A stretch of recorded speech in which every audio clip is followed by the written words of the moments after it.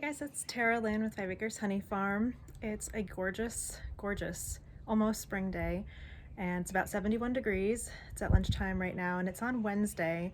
I'm going to post this on Friday because I post new videos every Friday, Sunday, and Monday. And today I'm doing the first mite count of 2021, and I'm doing a new method this time, which I'm hoping will be the easiest so far because it's always a challenge. And I hope you find it's easy as well. I'm about to collect my bee sample, and it took me a while, but I finally found the queen. I went through the hive twice, and I found her on the very last frame. So she's off to the side in another box, so I don't want to take her as part of the sample. And I found some frames in here that are good candidates for some nurse bees. So like this frame has larvae. Lots of baby larvae on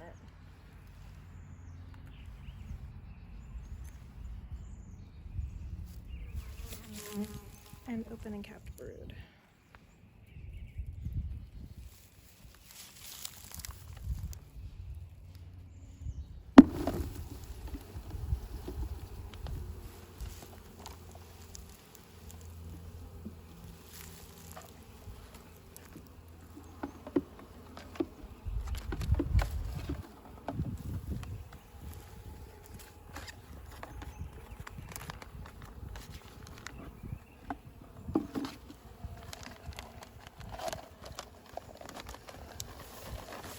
I'm trying a new method where you take your sample of bees and put them in the freezer and then do your mite count.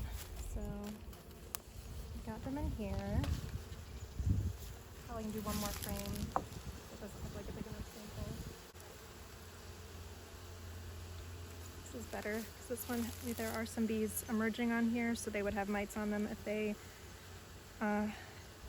have a mite problem. And then there are some eggs in here too, so and then some that are probably about to be capped, so that means the mites would jump in there right before they're sealed. So this would be another good candidate, plus there's a lot of population on it too.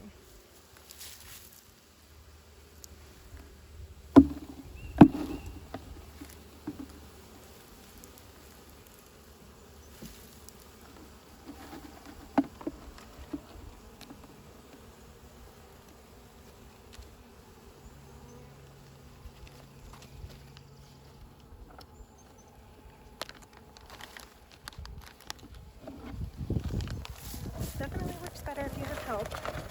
Let's kind of make do. So this looks like a pretty good sample size for the first count of the year. And again, the queen's in a box set off to the side, so I don't have to worry about her. And I really like this larger size bag. I have a small sandwich bag that I'm about to use on the other hive, and I'm a little skeptical of it, so we'll see. Okay, it got really hot out there. I am looking forward to getting this suit off and cooling down. Just being in the sun as the temperature is rising. Today's high is 75, so it's getting close to that while I was out there. It really starts to feel like summer rather than spring, and officially we're still in winter. So I found the queen in the other hive, and I found her on one of the first frames I took out, which was great because I could just put her aside in another box and continue going through the colony to figure out what good frames would be candidates for a sample. And it turns out the frame that she really, really liked hanging out on was the one that would have been the best sample. But I'm not really happy with her colony size yet. She has a pretty tiny colony. She's laying a ton, so she has a lot of eggs, a lot of larvae at different stages. So I'd like to give her another week or two before I take a sample. That way she has a better population size to help her out. So for now, the other reason being is that I really like this bag, and sorry for all the background noise, so the dehumidifier and stuff.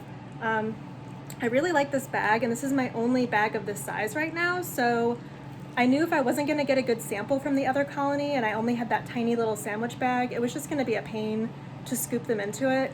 So at the very least, you know, if I don't have time to go grab new ones of these, I can rinse this out and clean it and reuse it after I'm done sampling it. So now I'm going to drop these girls in the freezer And I have Zoom meetings all afternoon. So as soon as my meetings are over, I can take them out and do an alcohol wash and see how many mites these girls have. Okay, it is way later in the day than I was expecting it to be by the time I'm getting around to this. I still have a ton I'm doing, which I'll share more about in my next video. But for right now, what I'm gonna do is I've got a pickle jar and I'm just gonna dump all these bees, and just in case, just hold it over this. And oops, one little friend is falling down here. So the nice thing about doing this method is that there's no rushing around, sweating in a bee suit in the hot yard, doing all of this work and figuring out a count while the rest of the colony is really upset with what you just did. So fortunately, both of the colonies are really calm, and you know, I just put these bees in this bag. Two little friends fell here. Okay, and I didn't have any issues. So get them in this jar, and then I've got some alcohol and get them mixed around in that. Let's see. The other good thing with using this big bag, which I really do think I am going to rinse this out and use it again, is that you can really see if there's any mites may have attached. I haven't seen any mites yet, which is, actually, no, I lied. There is one. I will give a close-up of that.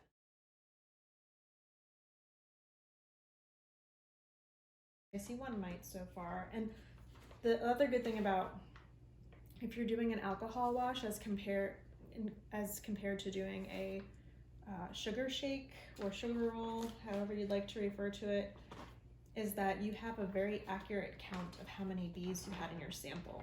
So what I can do after this, and after I take care of some other stuff, is I'll have my mite count, and I'll also go through and count how many bees are in here. So one mite is on this bag, so I've got that one as part of my count. And these two bees are really stuck in here. It's strangely really sticky in this bag, which is weird because there had been nothing in it before and all there was bees, and I guess just the bees getting frozen made things sticky. Definitely needs to get washed. All right, last bee going here. All right, bees in the jar, and I'm gonna try and reuse this alcohol. Last year when I did my last alcohol wash, let me do this over here so you can see. So all I'm doing is just pouring this in until they're covered. I just discarded it, and you know, in the last year, alcohol is even more and more challenging to come by. So this isn't even the type of alcohol I would typically use. This was just what was left at the the local home improvements shop over here, but it's just denatured alcohol, aka glass cleaner, but also it's a burning fuel. It still gets the job done. I know other beekeepers will use windshield wiper fluid, and then I was listening to a talk last month where they were using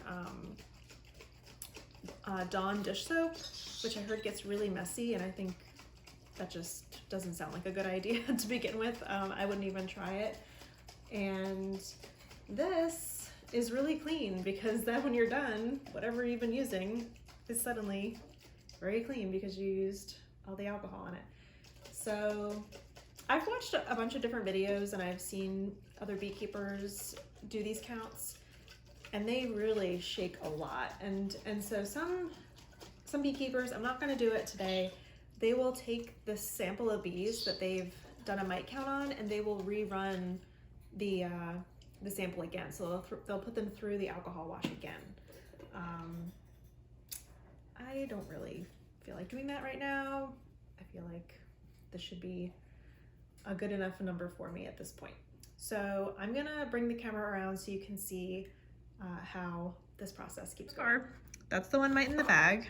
Here are the bees in the alcohol, and I've got this strainer over a white bowl. It's a little blurry here, but I think it'll start to get, there we go. Okay, so just want to make sure this, like, I really like this strainer because where all the holes are like perfectly aligned with this bowl.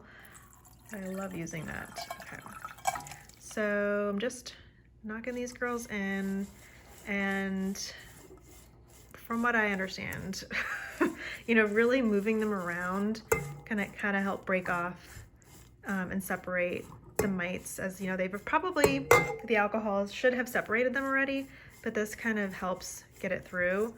And then what I'm gonna do, and I'll need my other hand for this, is I'm going to take the alcohol that's underneath, get it back in the jar, and then I'm going to, you know, if there are any mites down here, which I will move this in a moment, just by looking below, there are no mites in the bowl.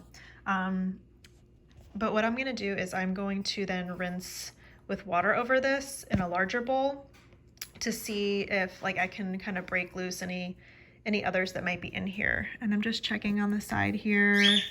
This actually is a mite here. Yeah, this is a mite right on here. You can see, don't know how much I'll have to zoom in or out to get a clear shot of that because it is so tiny. But I just saw that like on the stainless. All right, that's better. I think it kept focusing on all the bees behind it. So this is just the mite that I just found on the stainless case. So we've got one mite, and potentially some more in here. Okay, I just strained the bees with water twice, and I haven't found any more mites in here. So I found one mite in the bag, one mite on the stainless steel here, and then I found another mite on inside the jar that I shook them in. So far that means I have 3 mites per however many bees I have here, and now I'm going to count them all. Okay, I have put all the bees out. I put them in groups of 10, so it was easier for me to count that way, and I had a sample size of 417 bees and had the 3 mites. So I'm pretty much like at the threshold of like what's recommended for this time of year in this area, but I probably will treat this hive or consider splitting it, because I was probably going to split it anyway, and then I can treat with oxalic acid during the brood break then. But I'm going to just kind of give it a few days for me to think about it a little bit more. And then the extra alcohol I put in this jar, so I have to label that so I can reuse it. And then I'm going to wash this bag so I can reuse that for some more counts. So if you're doing mite counts, let me know what your numbers are up to and where you are located. So it would be good to learn if these numbers are comparable to North Carolina and elsewhere.